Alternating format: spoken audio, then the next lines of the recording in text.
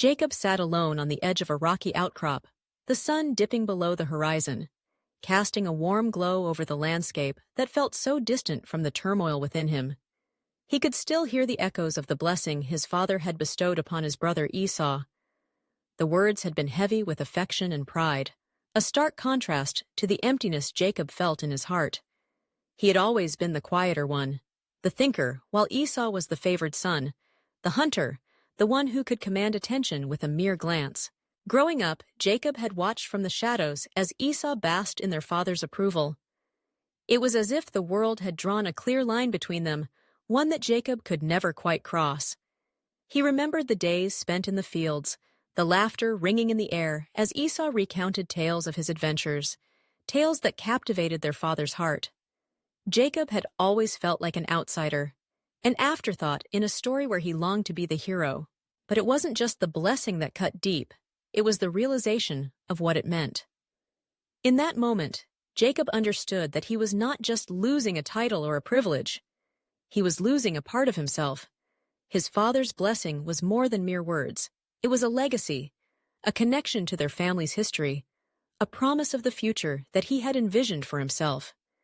And now, it was slipping through his fingers like sand. His heart raced as he replayed the events leading to that moment. The deception, the cunning plan that had spiraled out of control. He had wanted to claim what he believed was rightfully his, to take hold of the birthright that felt like a distant dream. But in his pursuit, he had betrayed not only his brother, but also the trust of his father. The weight of that betrayal hung heavily on his conscience. The look of disbelief in Esau's eyes, the hurt that had transformed into a cold fury, haunted him. Jacob had thought he was being clever, outsmarting a system that seemed rigged against him. He had dressed in his brother's clothes, covered his arms with animal skins to mimic Esau's ruggedness. It had felt like a game at first, but now it felt like a crime, a dark mark on his soul. He had stolen not just a blessing, but the very essence of their bond. The wind picked up, rustling the leaves around him, as if nature itself was lamenting his choices. He recalled the moment his father had laid his hands on Esau, the warmth of that blessing enveloping his brother like a cloak. Jacob's heart twisted at the thought of his father's voice, filled with love and pride, declaring Esau the chosen one. In that moment, Jacob had felt invisible, a ghost haunting the periphery of his own family.